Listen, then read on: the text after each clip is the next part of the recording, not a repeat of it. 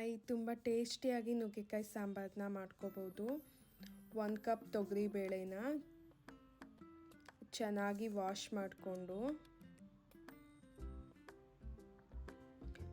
3 cup water add ಮಾಡಿ ಸ್ವಲ್ಪ ಉಪ್ಪು ಹಾಕ್ಕೊಂಡು 2-3 ವಿಷಲ್ಸ್ ಕೂಗಿಸ್ಕೊಳ್ಳಿ. ನಾನಿಲ್ಲಿ ಆಯಿಲ್ ಹಾಕಿಲ್ಲ, ತುಪ್ಪನ 2 ಸ್ಪೂನ್ ಹಾಕ್ಕೊಂಡಿದ್ದೀನಿ.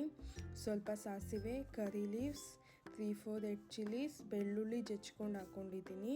1 ಆನಿಯನ್, ಸ್ವಲ್ಪ ಟರ್ಮರಿಕ್, 1 ಟೊಮೆಟೊ ಹಾಕಿ ಚೆನ್ನಾಗಿ ಫ್ರೈ ಮಾಡ್ಕೋಬೇಕು. 1/2 kg ನುಗ್ಗೆಕಾಯಿ ಹಾಕಿ ಚೆನ್ನಾಗಿ ಮಿಕ್ಸ್ ಮಾಡಿಕೊಂಡು ಸ್ವಲ್ಪ ಉಪ್ಪು, 1 table spoon red chilli powder, 1/2 table spoon ಧನಿಯಾ ಪೌಡರ್ ಹಾಕಿ ಸ್ವಲ್ಪ ವಾಟರ್ ಹಾಕಿ ಚೆನ್ನಾಗಿ ಮಿಕ್ಸ್ ಮಾಡಿ.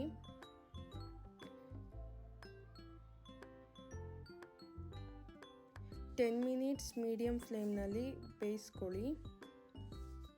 ನೆಕ್ಸ್ಟ್ ಇಲ್ಲಿ ಬೇಳೆನ ಸ್ಮ್ಯಾಶ್ ಮಾಡಿಕೊಂಡು ನುಗ್ಗೆಕಾಯಿನ ಬೆಂದಿದೆಯಾ ಚೆಕ್ ಮಾಡ್ಕೊಳ್ಳಿ.